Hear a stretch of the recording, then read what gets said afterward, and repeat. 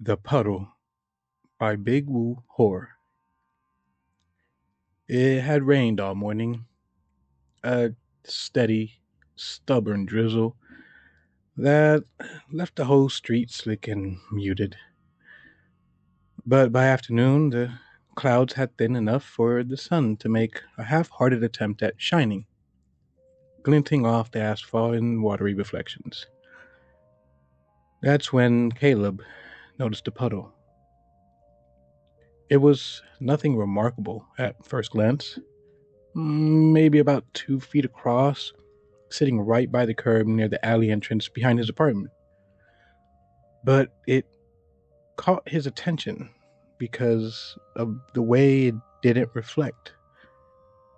Every other puddle shimmered with a warped image of the world: the pale sky, the red bricks, the telephone lines that were trembling in the breeze.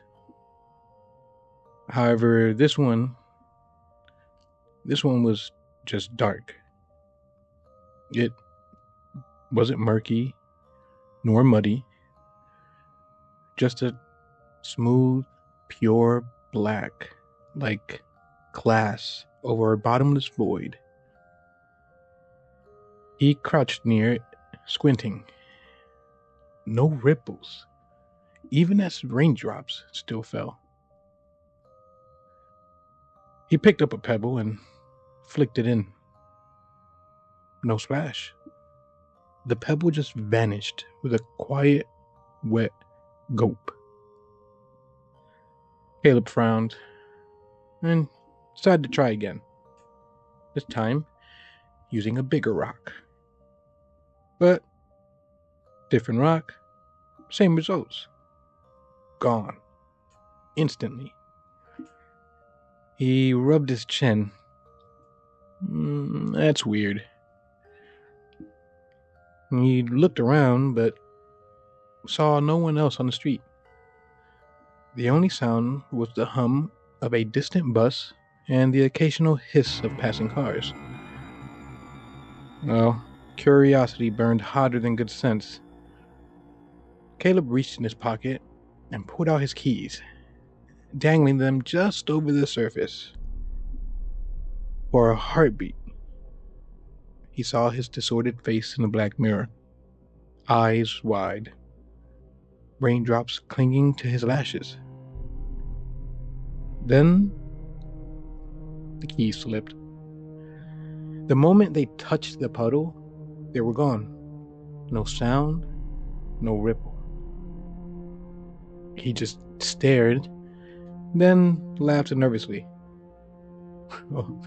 Okay, that's a little... And just then, something flickered under the surface. Not a reflection, a movement, like something had reached up, almost lazily, toward the spot his hand had been just a second before.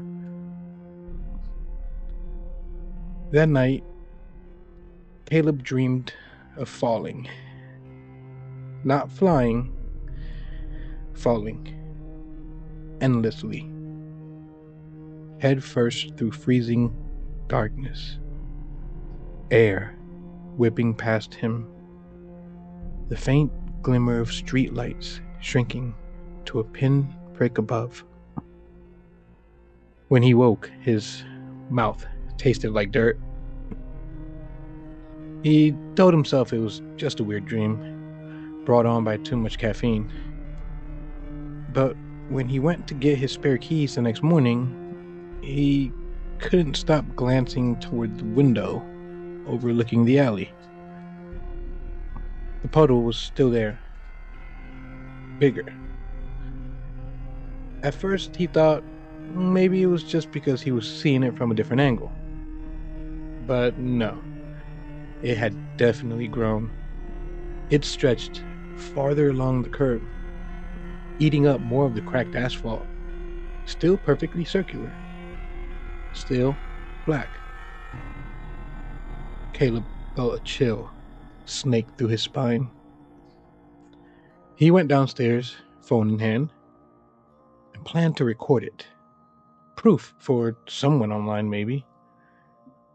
The bottomless puddle challenge, or whatever it would be called. He can figure that out later.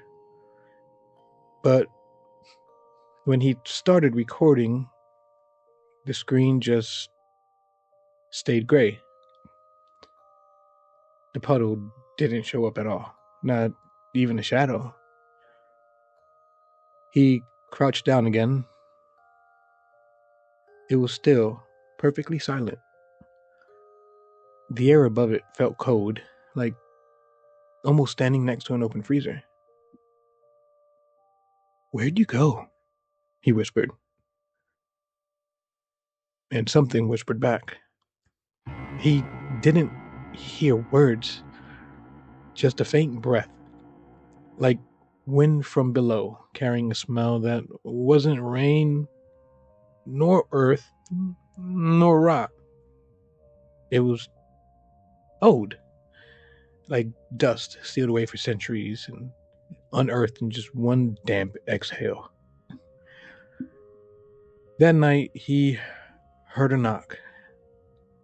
3 dull thuds at his apartment door. He opened it to find no one. Only a wet smear on the floor leading away from the door toward the stairs.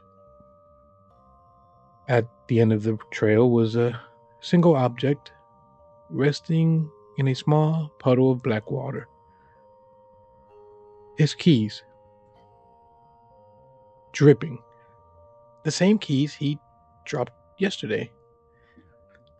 He picked them up with shaking hands and then froze. No, the metal felt warm. Too warm. When he looked closer, his breath caught. His apartment number was etched faintly into the key ring. Was reversed. Like the numbers had been stamped from the other side. The puddle spread. Over the next 2 days, it tripled in size, inching toward the alley's center like spilled oil. Animals avoided it. Even the stray cat that lived behind the dumpster hissed and ran when it got too close. Caleb watched from his window, pale and sleepless. His phone couldn't capture it. His neighbor, an old woman named Miss Halberd, unfortunately couldn't see it at all. "It's just wet pavement, dear," she said. "You've been working too many night shifts." But that night, Caleb saw her walking her dog. Right past the puddle. What?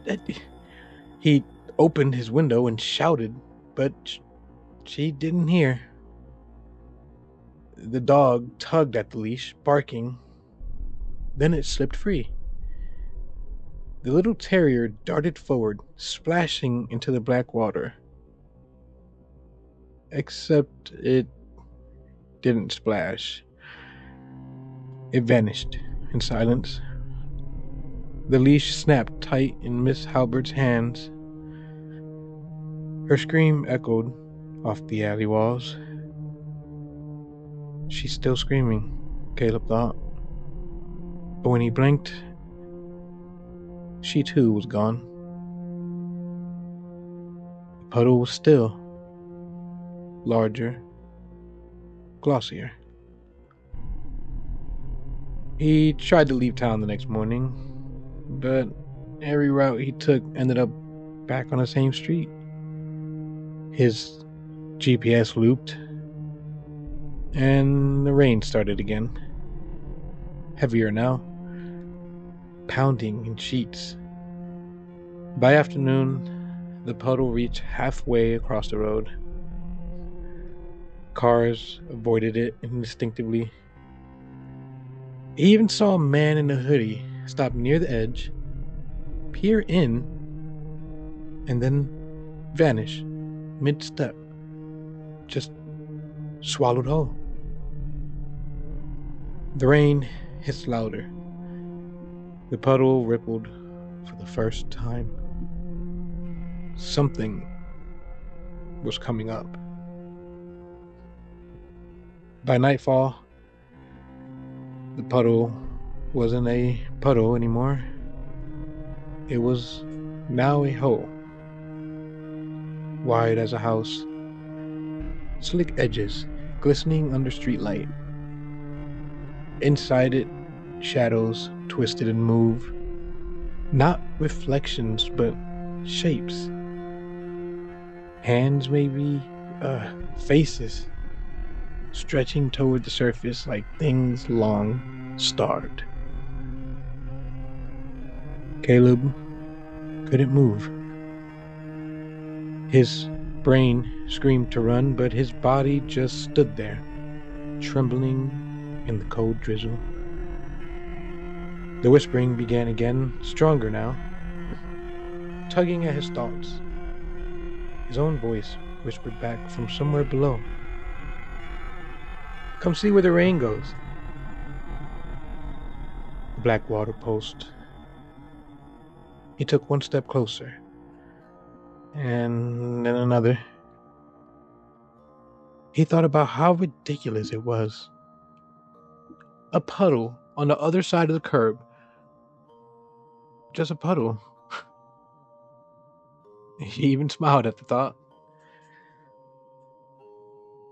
And then the ground beneath him gave way. A passing driver later reported seeing something strange. A dark sinkhole where the street used to be, rimmed with oily water and the faint glimmer of light far, far below. But by morning, the hole was gone. Just damp pavement. And, of course, one small puddle. Perfectly round, perfectly black, perfectly waiting.